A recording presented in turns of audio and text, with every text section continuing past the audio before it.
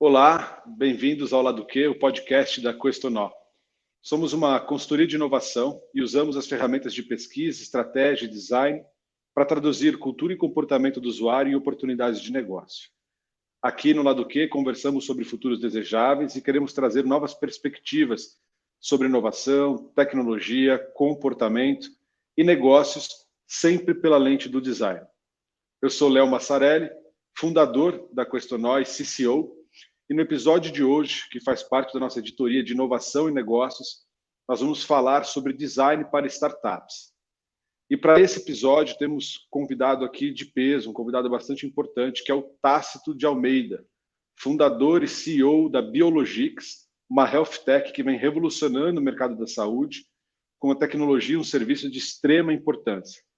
Só como um highlight para vocês entenderem, a Biologix atua na área de medicina do sono, com uma solução inovadora que permite profissionais de saúde oferecerem o exame do sono para os seus pacientes. O exame é de baixo custo e fácil de fazer em casa. Permite o diagnóstico e o acompanhamento de tratamentos de apneia do sono, uma condição de altíssima prevalência e subnotificada, e infelizmente a gente vai discutir aqui um pouquinho o porquê. Só para vocês terem alguns highlights, eu tenho certeza que eu peguei esses highlights já faz algum tempo já, e o Tácito com certeza vai poder falar um pouco deles aqui. Mas a Biologix nasceu há pouco tempo, se eu não me engano, são mais ou menos aí uns 4 anos, 3 anos, me corrija depois, tá? Mas já são mais de 7 mil exames de sono aí realizados mensalmente, acho que hoje talvez já sejam até mais.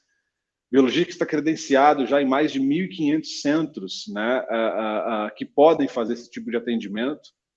Obteve destaque no estudo The Bakery, né, como uma health tech ou uma das startups que revoluciona e inova os serviços da saúde.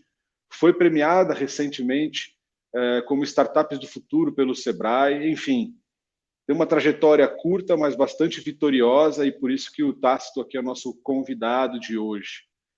Tácito, boa tarde, bom dia, boa noite, não sei, né, quando as pessoas vão estar vendo esse videocast aqui, ouvindo.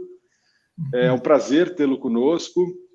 E queria passar um pouco da palavra para você agora, e antes até de você falar da Biologix, você se apresentar um pouquinho, porque se você tem um background bastante intenso, tem até algumas curiosidades aqui que eu peguei aqui, mas se você pudesse apresentar, seria legal. Legal.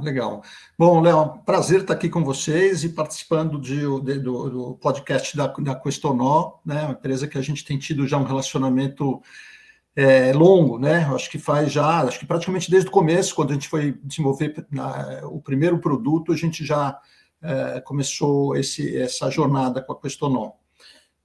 Como você falou, na verdade a empresa, a gente começou a comercializar o produto faz 4 anos, foi em janeiro de 2019. A empresa já tinha começado um pouco antes e teve um processo longo de desenvolvimento do produto, de algoritmos, né, que geram esses laudos automaticamente. Então, vamos dizer assim, comercialmente a gente começou a atuar de fato em janeiro de 2019, mas a empresa tinha começado um pouquinho antes. Bom, eu sou engenheiro eletrônico, eu sempre empreendi, eu sempre tive uma paixão muito grande por criar produtos, né, com tecnologia e com design. Aí acho que vale a pena até falar um pouco essa questão do design. Na minha formação, meu pai é um arquiteto importante, foi professor da FAU há muitos anos. Então, nós que somos 5 irmãos, sempre tivemos uma relação muito forte com o design, com a arquitetura, e sempre tivemos contato com isso. Então, nós 5 temos uma relação muito forte. Eu talvez seja o mais engenheiro de todos, mas mesmo assim com essa relação forte com o design. Então, a gente teve contato com, vamos dizer assim, os bons projetos, os bons arquitetos, os bons designers desde sempre. E acho que isso foi fundamental nesse processo da Biologix, né? Acho que eu vou falar só um pouquinho, então, antes da Biologix, o que eu já tinha feito, né? Eu comecei, logo depois da faculdade, eu comecei a empreender, eu desenvolvi painéis eletrônicos para veículos, né? Na época não tinha carro importado ainda, e eu tinha uma paixão assim por eletrônica embarcada. Tinha muito pouco no Brasil. E a gente começou a fazer uns painéis, era um negócio pequenininho mesmo, a gente soldava os componentes na garagem, era uma coisa bem assim, startup raiz, né? E nesse período entrou um projeto totalmente inusitado, que era o veleiro polar do Amir Klink. A gente fez todos, isso falou a gente, sempre eu e meu irmão gêmeo, que hoje é arquiteto naval, há muito tempo arquiteto naval, mas a gente fez toda a parte elétrica do veleiro polar do Amir, com aquela responsabilidade enorme de ter que passar o inverno, né, ilhado, enfim, isolado lá na Antártida. Isso foi um projeto bem bacana. Logo depois, eu me associei a um grupo. Oi, desculpa. Desculpa te interromper aqui, mas é sobre esse aspecto muito curioso da sua biografia. Quando eu olhei, eu falei, uau, que responsabilidade era. Literalmente uma tecnologia embarcada mesmo, né? Então, eu achei fantástico, até porque eu sou fã do Amir Klink e das histórias, das aventuras dele. E quando eu vi isso, falei, cara, a responsabilidade de você projetar um instrumento eletrônico para um cara que navega para a Antártida, ela é extrema. Então, você dá para ver a seriedade do projeto, como você leva, né? Muito bacana, parabéns. E na verdade, mais até do que um instrumento ali, a gente fez todo o circuito elétrico, quer dizer, todo o circuito de carga, de bateria, eram 7 tipos de geradores, era um negócio bem complicado, e foi bem bacana, foi bem legal mesmo. E aí, então, na sequência, eu me associei a esse grupo de empresários de ônibus de Minas para fazer um tacógrafo digital, né? O tacógrafo é aquele equipamento antigo, vamos dizer, um projeto da Segunda Guerra Mundial, que registra a velocidade que o veículo está dirigindo. Aí eles têm um disquinho de papel que você troca todo dia e ele faz um registro gráfico da velocidade ao longo das 24 horas. E um guarda rodoviário podia parar o caminhão de carga, vamos dizer, carga perigosa, sei lá, 5 horas depois de um excesso de velocidade e falar, olha, há 5 horas atrás você estava em excesso de velocidade, vou te multar. Então, era um equipamento obrigatório para diversos tipos de veículos e a gente desenvolveu um equipamento eletrônico, né, um data logger, um computador de bordo que fazia essa função. O setor de ônibus acho que ainda não estava preparado, né, para esse tipo de equipamento, isso foi bem antes dos rastreadores, né, que vieram depois. E aí a gente começou a ser solicitado pelas usinas de álcool-açúcar, que tem uma operação logística enorme, no corte, carregamento e transporte da cana. Quer dizer, você tem que sincronizar ali os caminhões que vão para frente de corte, com as colhedoras, com os tratores, fazer isso tudo de forma sincronizada, e não tem meio de comunicação sem fio, né? Não existia nada nessa época. Então, os caminhões iam, se comunicavam com as máquinas, traziam a cana para pesar, e aí descarregavam esses dados, e aí tomavam-se essas decisões com softwares de logística e tal. Essa solução foi muito bem sucedida. A gente estava atuante já em mais de 100 usinas, que são sempre empresas grandes, com frotas muito grandes, né? E em 2009, a gigante americana John Deere, né, que é as máquinas verdes com a roda amarela, aquela coisa super tradicional americana, comprou 50% da empresa. Eles queriam, vamos dizer assim, agregar tecnologia nos tratores que eles vendiam para as usinas. E aí foi uma experiência incrível. Então, a gente trabalhou num regime de joint venture por 5 anos, e aí começamos a fornecer para a fábrica de colhedeiras de cana, que tem em Catalão, e também desenvolvemos um produto para plantio de grãos, né, de algodão, milho e tal. Então, desenvolvemos um monitor de plantio que passou a ser fornecido também para a fábrica lá de Horizontina. Foi uma experiência realmente incrível, né? A empresa, assim, como eles falavam, a gente é lento, mas ninguém segura. A gente é um elefante que vai andar. E, de fato, o faturamento cresceu muito, enfim, foi muito legal. Em 2014, eles compraram os outros 50%, e aí eu já estava, assim, eu já tinha muita curiosidade de atuar na área médica e científica. E eu queria entrar na área médica, né? A gente fazia monitoramento de máquina agrícola, eu falei, não, eu quero fazer monitoramento de paciente. E no dia seguinte que a gente assinou os contratos ali dessa venda para a John Deere, eu já estava no escritório, né, trabalhando em soluções de monitoramento de paciente. Então, foi assim que o negócio saiu da área agrícola, lá em 2009, e foi para... Em 2014, desculpa, e foi indo para essa área médica e mais científica, né? Muito bacana essa trajetória, e acho que tem vários componentes. Bom, primeiro que você é um empreendedor serial, né? Então já criou 1, 2, já vendeu, agora está na terceira, né, empreitada. Eu acho que isso acaba te dando uma visão, né? Principalmente eu estou falando aqui até para empreendedores que nos veem, que nos ouvem. uma experiência já bastante importante, né? Do que é empreender e do que é uma jornada de empreendimento. Então, acho que isso é legal. Agora, o outro aspecto até que nos une de alguma forma, e que porque eu acredito que você e a Biologix são empreendedores diferenciados e estão alinhados com aquilo que a gente acredita, né? E que eu venho falando sobre design-driven startups, é o seu background, que é o que você contou essa história, o quanto que isso de fato influencia. Eu não sabia dessa história, tá, Tácito? Então, é muito legal de ver, primeiro, né,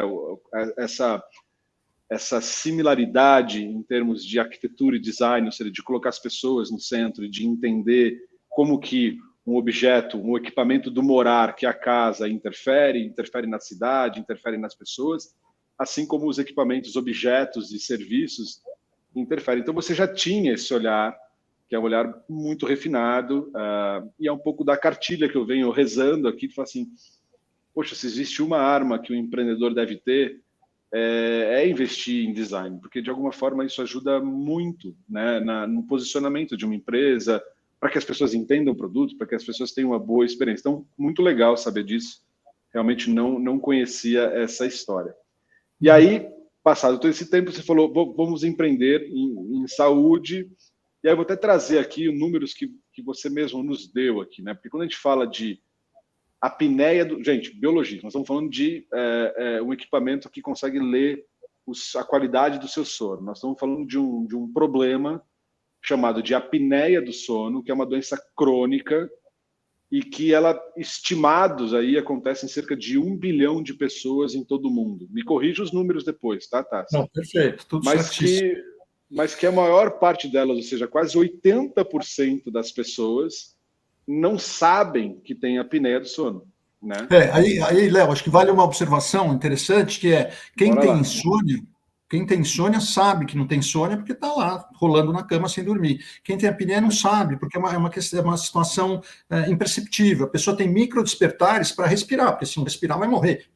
A garganta bloqueou ali, né? Então tem esse micro despertar, todo mundo tem, né? Enfim, mas tem gente que tem isso com uma frequência absurda. Mas quando acorda de manhã, não sabe que teve esses micro despertares. E aconteceram duas coisas. O sono é todo fragmentado, então a pessoa não entra no sono, vamos dizer, reparador, em todas as fases do sono que deveria entrar, e além disso, o corpo inteiro trabalhou com oxigênio muito baixo, porque esse oxigênio chega a cair para 70%. Lembra lá na Covid, quando cai para 92%, tem que... Pessoal, tendo apneia, tem gente que fica caindo a noite inteira a 70%, 80% de saturação de oxigênio. Você imagina o dano que isso faz para todos os sistemas, né, do corpo. Então, é uma situação... O que é preocupante, de certa forma, é que quanto mais se estuda o sono, mais entende a função importante do sono como reparador do corpo e de uma série, né, dos outros sistemas que temos dentro de nós. Então, é um problema de altíssimo impacto, na verdade, né? Você está dentro de uma empresa hoje, você fundou uma empresa que ela pode resolver problema de 1 bilhão de pessoas, potencialmente. Isso é gigantesco, isso é muito interessante de ver. E aí eu queria que você contasse um pouco mais, assim, né, de como é que vocês começaram, porque você não era da área médica e você, enfim, se colocou na área médica, chegou ali num insight. Como é que foi esse processo? Então, como eu comentei que eu estava ali olhando para fazer monitoramento remoto de pacientes com doenças crônicas, quer dizer, tem muita gente que está internada só por causa do monitoramento. Isso não é bom para o paciente, para a família do paciente, para o hospital, que precisa atender coisas mais importantes, para o plano de saúde, enfim, para todos os players aí, não é legal uma pessoa ficar sendo monitorada, né, só estar no hospital porque está sendo monitorado. Então, a ideia era fazer, utilizando as tecnologias disponíveis aí de IoT, né, aplicativo móvel, computação na nuvem, levar esse paciente para casa e permitir que esses vários players tivessem acesso a essas informações. Isso estava ainda engatinhando nessa época e eu já tinha diagnóstico de apneia do sono. Né? Eu olho para essa questão de sono há muito tempo, comecei a fazer polissonografia muito cedo por pesadelos e sonos complicados, vamos dizer assim, até que começou a aparecer a apneia do sono. E eu ficava inconformado, toda vez que tinha que, sei lá, cada 2 anos, dar uma olhada como estava a apneia, eu tinha que fazer uma polissonografia, né, que é aquele exame, o único exame que tem, tinha disponível até então, é aquele exame que você dorme no laboratório cheio de fios, que é super desconfortável, super caro, pouco disponível para a maioria da população. E eu ficava, não é possível, né? Eu faço, lido com sensores, faço processamento desses sinais de sensores e tem que ter um jeito de resolver esse problema. As primeiras polisssonografias que eu fiz ainda eram com papel de formulário contínuo, quer dizer, depois o médico tinha que olhar todos os gráficos que foram feitos, era uma loucura, né? E então eu estava já para um monitoramento de pacientes, eu estava desenvolvendo já um oxímetro e um PET de ECG, né, para pegar o eletrocardiograma. E nesse momento eu conheci o Geraldo, que é meu sócio médico, né, o Geraldo Lorenzi, que é o diretor do laboratório do sono do INCOR, e é um médico incrível, assim, com esse perfil empreendedor. E ele me convenceu justamente isso. A apneia tem uma prevalência mais alta que a maioria das doenças crônicas e não tem atenção nenhuma da indústria. Eu já tinha essa curiosidade toda com esse assunto, juntou ali as duas partes, o engenheiro e o médico, que precisava para tocar a solução para frente. Então, foi assim, foi conversando com o médico especialista, eu já tinha o diagnóstico, fez todo sentido mergulhar de cabeça na apneia.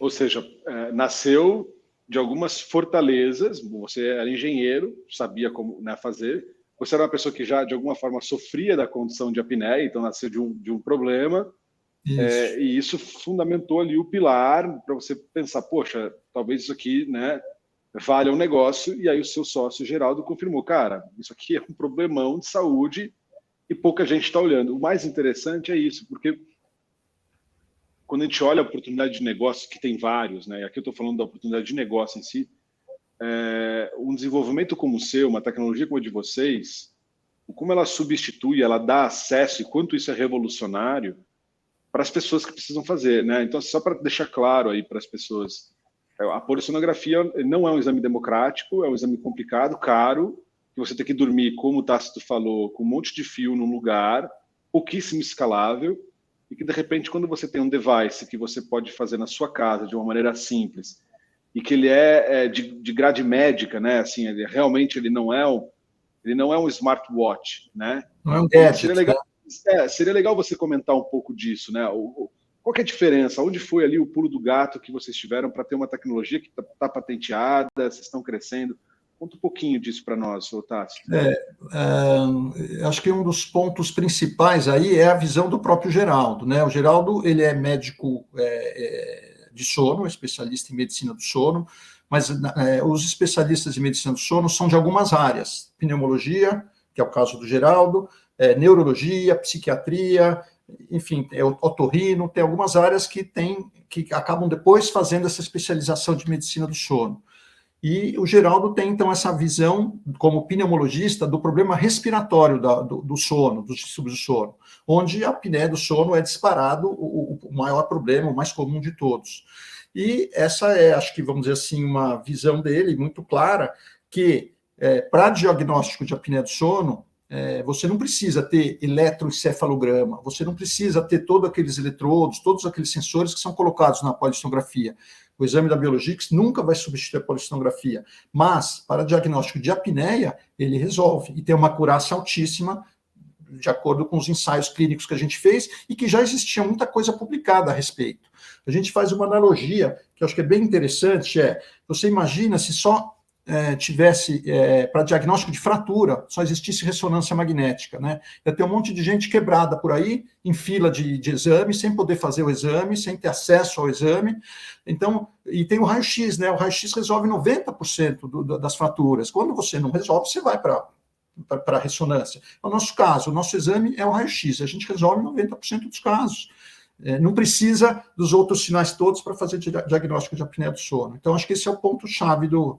Você tem que medir o resultado final na polissonografia, vamos dizer assim, para indicar o diagnóstico de apneia, quantos eventos você teve de parada respiratória, que é a apneia, ou hipopneia, que é a parada parcial, né, a obstrução parcial do fluxo aéreo, por hora de sono. Não interessa em que fase do sono você está.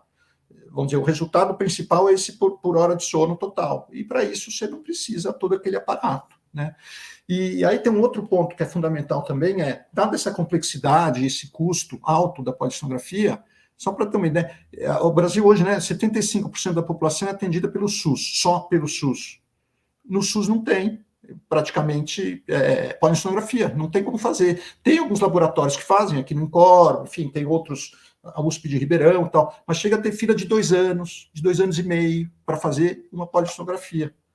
Então, de fato, a gente, né, consegue, eu acho que democratizar, andar nesse caminho de democratizar esse diagnóstico, porque as pessoas que não, a gente não falou também sobre isso, né, as pessoas que, a apneia sem tratamento vai levar a diversos problemas cardiovasculares importantes, então a pessoa vai ter AVC, vai ter uma hipertensão resistente a tratamento, vai ter outros problemas cardiovasculares, e se tratasse a apneia do sono, ela não teria esses problemas.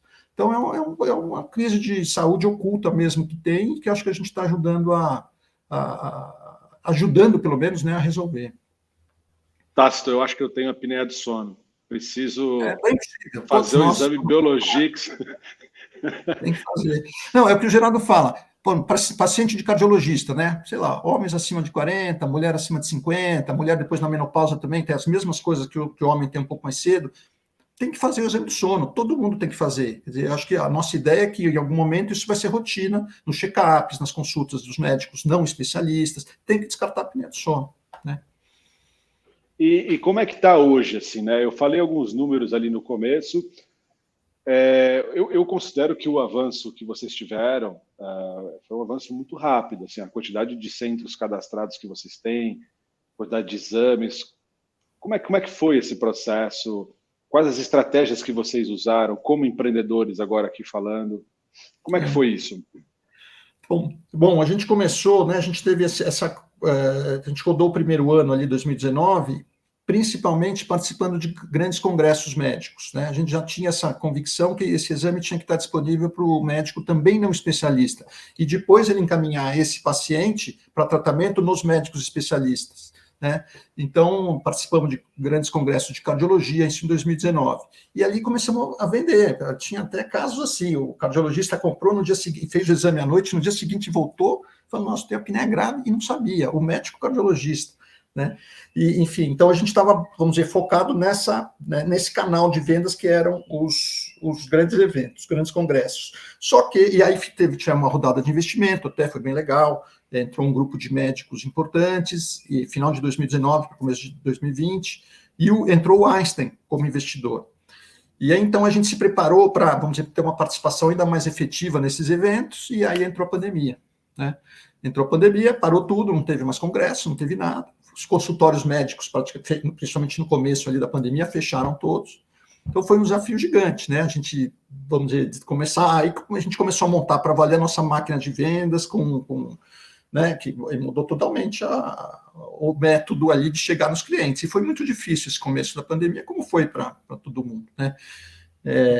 Mas aí nos adaptamos a essa nova realidade, né, muito mais digital, né, para fazer essa chegada nos clientes, e assim desenvolvemos, né? Agora que a gente está querendo abrir para, sei lá, ter contas, assim, uma área para olhar parcerias e grandes contas, né? Hoje o nosso negócio é vender para o profissional de saúde, que pode ser um médico, pode ser um dentista, né? O dentista, porque ele faz um dos tratamentos para apneia do sono, que é um aparelhinho que você põe na boca na hora de dormir, parecido com uma plaquinha de bruxismo, só que ele projeta um maxilar um pouquinho para frente para aliviar, abrir o mínimo possível a passagem de ar ali atrás, né? É uma solução interessante, principalmente quando a apneia não é muito grave. Quando a apneia é grave, tem que usar aquele CPAP. Não sei se você já teve contato, Léo. Não, o que é isso? CPAP é o tratamento padrão ouro, vamos dizer assim, para apneia do sono moderada grave. É um compressorzinho que fica no criado mudo e uma máscara que você tem que usar. Nossa, não tem nada de oxigênio, nada disso. Mas, para quem tem apneia grave, quando começa a usar CPAP, a pessoa fala, a gente tem vários depoimentos, a pessoa fala, mudou a minha vida, muda tudo, disposição durante o dia, memória, até problemas sexuais, sabe, a pessoa que tem privação de sono, né, ali é bem complicado. Então, é isso aí, quer dizer, então, hoje, falando dos números, né, que você quer... A gente tem uma base hoje, temos mais de 3 mil, que a gente chama de centros credenciados, que são esses consultórios, pequenas clínicas, ou não, o próprio Einstein, você pode fazer o exame hoje no hospital, na central de exames do Einstein. A gente tem 3 mil clientes que vendem esse exame, né? E estamos fazendo hoje, esse mês a gente deve fazer mais de 9 mil exames, o que já é mais do que todas as polissonografias no Brasil. Uau! Então, que número importante esse, hein? 9 mil Vamos... sonos por mês, mudando a vida de 9 mil pessoas por mês. Nem todos ali têm apneia grave desses exames, a gente tem até uma estatística ali, moderada e grave, que precisa de mais tratamento, 25% desses exames precisam fazer tratamento, e provavelmente as pessoas não queriam fazer uma fotografia, né? É bastante. É alto. E pessoas que têm a condição diagnosticada com os devidos cuidados, é o que você falou, elas realmente conseguem voltar a uma condição de vida normal, interessante, ou seja, é tratável. É tratável. Com a máscara ou não. Exato. Pode ser a máscara, pode ser esse tratamento, pode ser perder peso, aí tem várias condições, né? Eu tenho até os exames de fono para exercitar a musculatura dessa região, que também melhoram. Tem algumas alternativas aí. E nós falamos da apneia, mas tem o ronco também, né? Que está meio junto, e com esses mesmos tratamentos e o mesmo exame que a gente tem, a gente olha também para o ronco, né? Que é o problema que aí juntos, todo mundo... né? De alguma forma. Então, mas eu imagino que eles estão meio juntos, assim. Exato. Nem todo mundo que ronca tem apneia, mas normalmente quem tem apneia ronca sempre, né? Agora, deixa eu te falar uma coisa. A gente, nessa série que a gente está falando, a gente está tocando muito na importância para as empresas em geral, mas especialmente para startups, como eu falei no começo do episódio, né? É difícil você começar uma empresa, e quando você tem essa veia ou esse DNA do design e entende a importância dele, isso ajuda muito na construção do negócio. Como é que foi? Você já me contou aqui da onde veio esses princípios, vem de família, né? Mas de uma forma prática, é legal a gente falar aqui para as pessoas que nos assistem, entre eles vários empreendedores, como é que foi essa sua aproximação conosco? Porque aí eu vou falar aqui, não é para jabá, não. Eu estou falando assim, ó.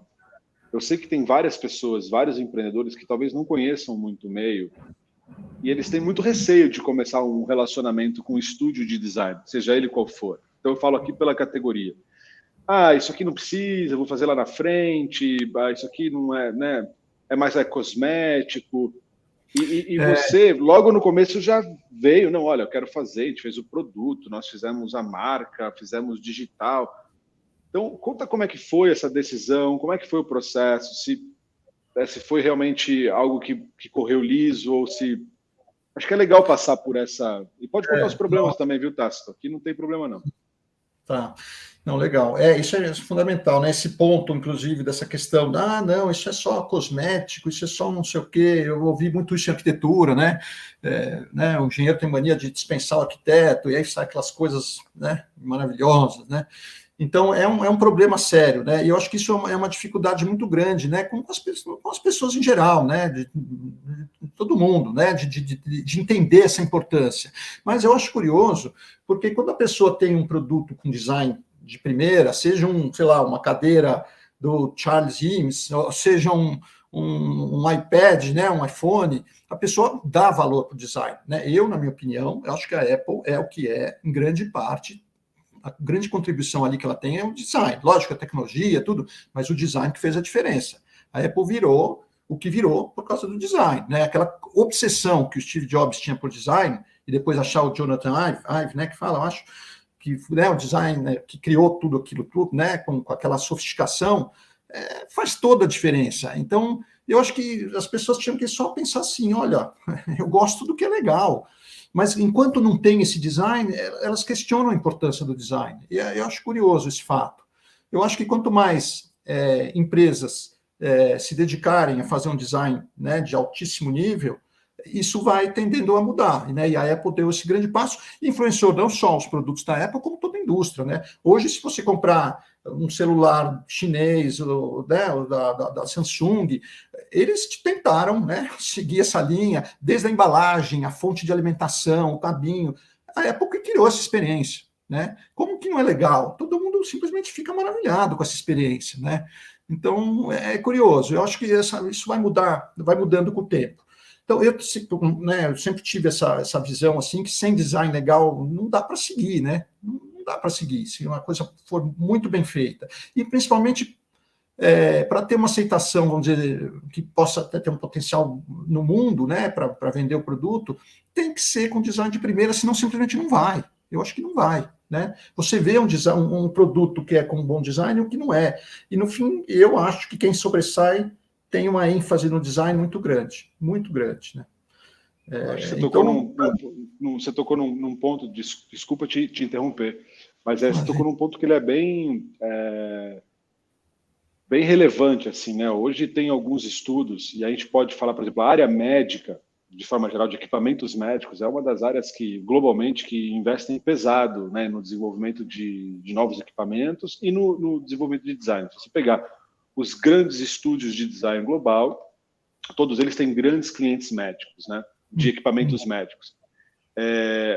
E aí, é muito interessante, porque na época da Covid, a gente teve contato com um reporte, né, se eu não me engano, da OMS, a concentração do desenvolvimento de equipamentos médicos, ela se dá por, sei lá, 8, 9 grandes companhias do mundo ali e eurocentradas, tá, vamos dizer assim, ou seja, elas são concebidas para aquela realidade econômica, cultural, e depois a gente vem para o Brasil, para outros países assim, em desenvolvimento, e que muitas vezes vem um produto que não está,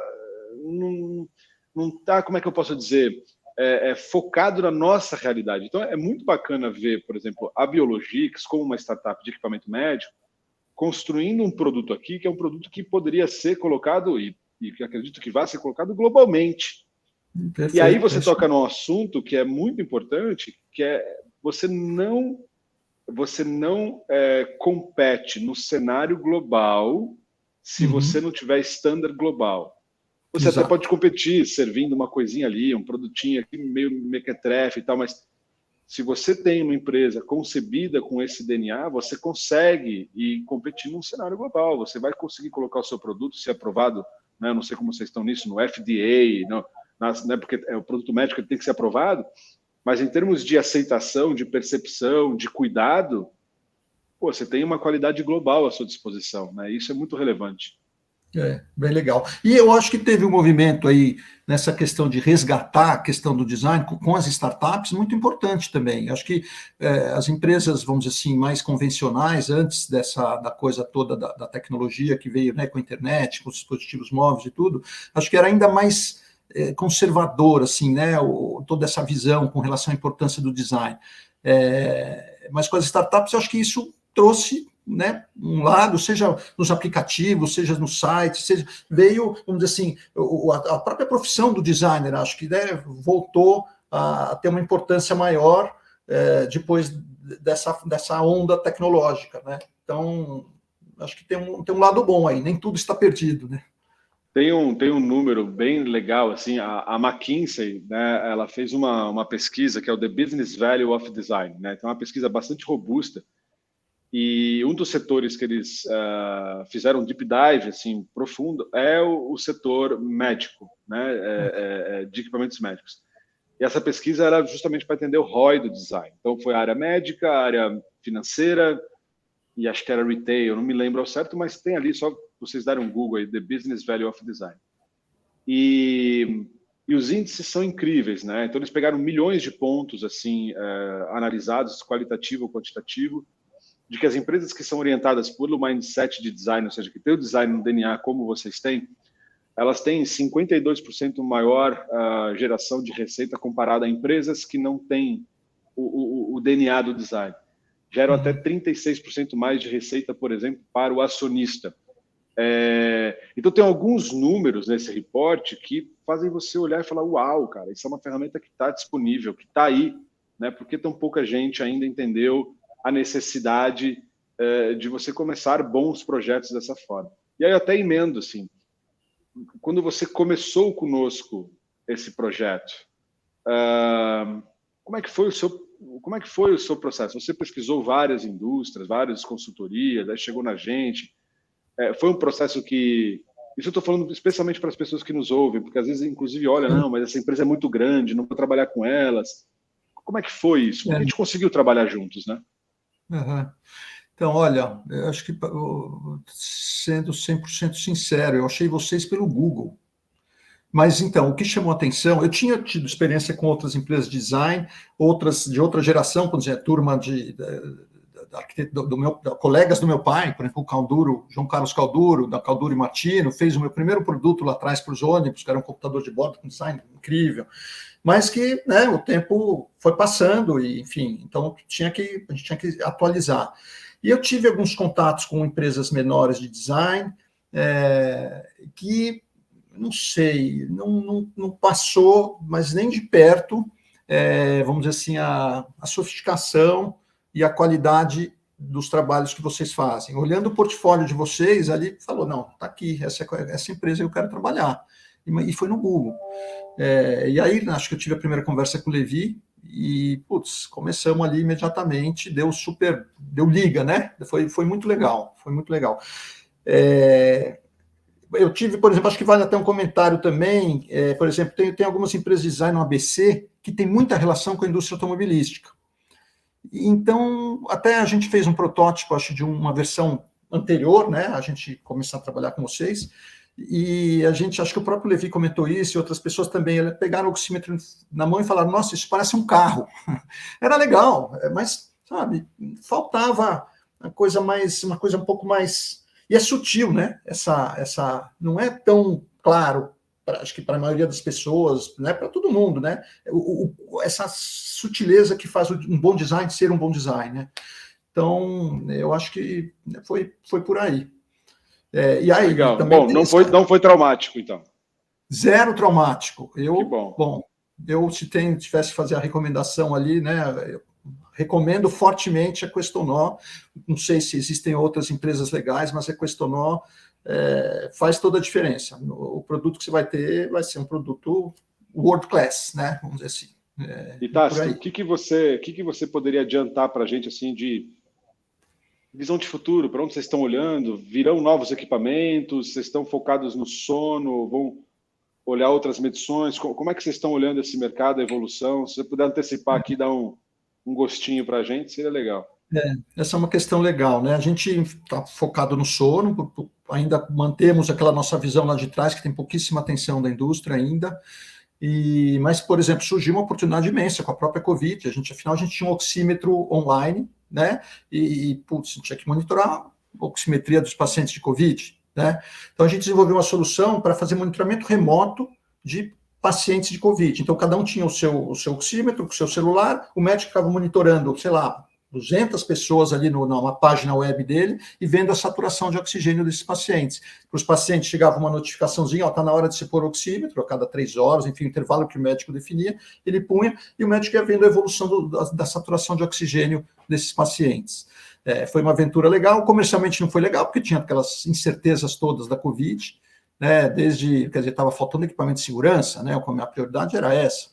Ninguém sabia quanto tempo ia durar, enfim. Então, comercialmente não foi um produto legal, mas rodou lá no Pacaembu, no Hospital de Campanha do Pacaembu, rodou em outros hospitais no auge ali da Covid.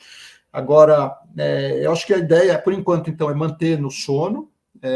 A gente tem, óbvio, sempre faz sentido, eventualmente, a gente abraçar um pouco mais outras questões do sono, no caso, acho que principalmente a insônia, né, que tem uma prevalência alta também, mas é mais difícil, né? Não depende muito dessa tecnologia que a gente domina.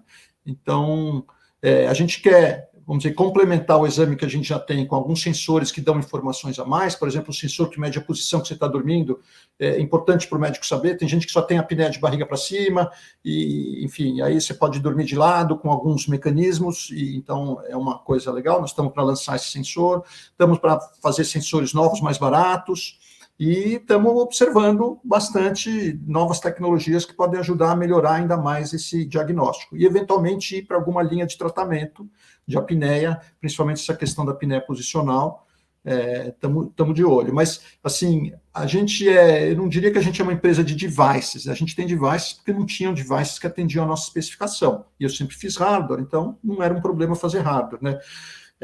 Mas a gente precisa seguir bastante, acho que na plataforma como um todo, para ter a jornada inteira do paciente ali, quer dizer, desde um primeiro exame que olha só o ronco, por exemplo, que não precisa do device, aí faz o exame completo e vai subindo até chegar num assistente de tratamento, em consultas com médicos, né, ter um marketplace lá na ponta com CPAP, né, como, por exemplo, revendas de CPAP, com dentistas que fazem esse aparelho intraoral. Então, acho que um dos focos principais é incorporar cada vez mais a jornada completa do paciente para ir desde o diagnóstico até o tratamento e o monitoramento desse tratamento.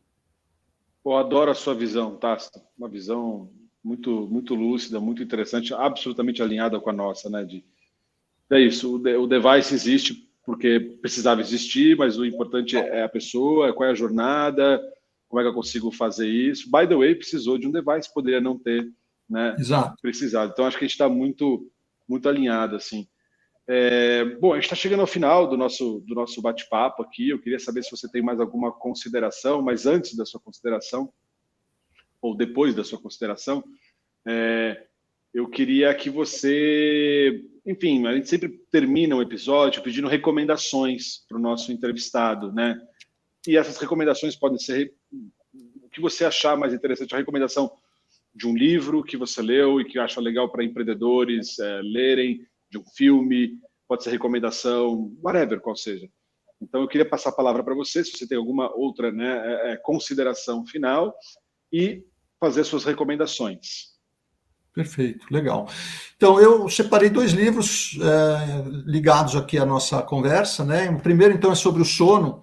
Esse livro, Por que Dormimos, tem a edição em português, é bem interessante, falando dessa questão da privação do sono em geral, não especificamente da apneia, mas ele fala muito dessa questão das pessoas que dormem pouco, por opção ou não por opção, enfim, o dano, o mal que isso causa para as pessoas, principalmente a longo prazo, em relações de problemas cognitivos e do envelhecimento e tudo mais. Então, é um livro bem interessante, super claro, acho que é um super best-seller, vale a pena dar uma olhada. Fala também essa questão dos remédios de sono, que tem que ser uma coisa bem cuidadosa, não sair tomando por aí, porque isso a longo prazo também não vai ser bom para a própria qualidade do sono. É um livro super interessante. Então, de novo aqui, o Why We Sleep, Por que Dormimos, né? Matthew Walker. Boa recomendação essa, hein? E aí, falando de design, de produto, eu acho que não dá para não falar da Apple, né? Então, eu separei, acho que muita gente já conhece o livro, né? Que é a biografia do Steve Jobs. Eu acho que a obsessão dele pelo design fica claro aqui, e é isso, eu acho que fez toda a diferença. Então, tem que ter essa obsessão por design, senão escapa, senão as pessoas não querem, então tem que ter essa obsessão e não abrir mão de ter um bom design. Eu acho que essa é a minha principal recomendação. Quem está começando, quem está desenvolvendo produto, não é opcional. Design assim, é um dos pilares do bom produto e depois do futuro dessa empresa, né? Eu acho que essa é o grande ponto aqui de hoje. Que demais.